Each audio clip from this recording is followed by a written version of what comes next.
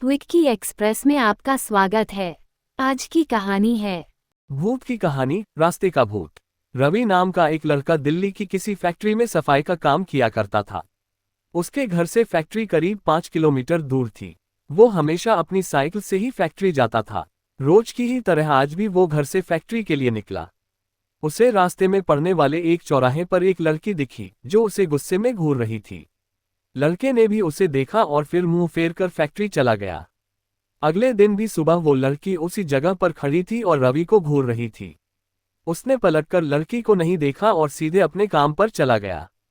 रोजाना इसी तरह हफ्ते भर वो लड़की चौराहे पर खड़ी होकर रवि को घूरती थी और रवि उसे अनदेखा करके फैक्ट्री चला जाता था। करीब 7 दिन बाद जब रवि फैक्ट्री जा रहा था तो उसे वो लड़की उस जगह पर खड़ी नहीं दिखी। रवि के मन में हुआ कि आखिर क्या हुआ होगा कि वो लड़की वहां नहीं है। रवि ने सोचा कि उस लड़की से कुछ पूछने या बात करने में भी डर लगता था क्योंकि वो बुरी तरह से घूरती थी। इन्हीं ख्यालों के साथ वो फैक्ट्री पहुंचा और साफ सफाई करके शाम को घर लौट गया। वो लड़की एक हफ्ते तक उस चौराहे पर नहीं दिखी। एक दिन जब शाम को वो लड़का घर पहुंचा तो उसे अपने बेड पर एक चिट्ठी दिखी। उसमें लिखा था, मेरा नाम प्रीति है। मैं तुम्हें एक हफ्ते पहले रोज एक चौराहे पर दिखती थी। कल शाम तुम वहीं पर खड़े होकर मेरा इंतजार करना। उस चिट्ठी में एक फोटो भी थी जो उसी चौराहे पर खड़ी लड़की से मिलती थी। लड़के के मन में हुआ कि आखिर इसे मेरे घर का पता कैसे मिला होगा और ये चिट्ठी मेरे बेड तक कैसे पहुंची। इसी सोच के साथ वो सो गया। अगले दिन उठकर जब काम में जाने लगा तो उसे चिट्ठी वाली बात याद आ गई। साइकिल से वो सुबह फैक्ट्री पहुंचा और दिन भर उसी लड़की के बारे में सोचता रहा। शाम को वो उस चौराहे पर पहुंचकर उस लड़की का इंतजार करने लगा। काफी देर हो गई लेकिन वो आई नहीं। रवि इंतजार करके थक गया था, इसलिए वो घर की ओर निकल गया। घर पहुंचते ही उसने सोचा कि क्यों न चिट्ठी पर लिखे हुए पते पर जाकर ही उस लड़की से मिल लिया जाए। रात होने को थी, इसलिए उसने सुबह सुबह उस लड़की के घर जाने की सोची। सुबह होते ही जल्दी तैयार होकर रवि चिट्ठी पर लिखे पते पर पहुंच गया।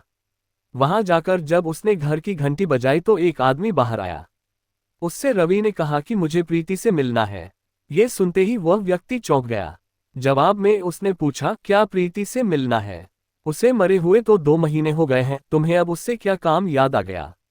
ये सुनते ही रवि के होश उड़ गए। डर के मारे शरीर कांपने लगा।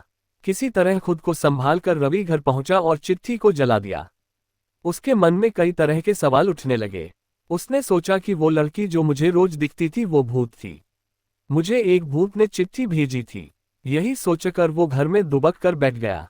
उस दिन से रवि न तो रास्ते में किसी को देखता था और न ही किसी अनजान इंसान के बारे में सोचता था। कहानी से सीख, किसी अनजान इंसान के बारे में सोचना नहीं चाहिए और बिना किसी व्यक्ति की सही जानकारी के उसके घर तो बिल्कुल नहीं जाना चाहिए। सुनने के लिए धन्यवाद। मेरा चैनल सब्सक्राइब करें, लाइक और शेयर भी करें। धन्यवाद।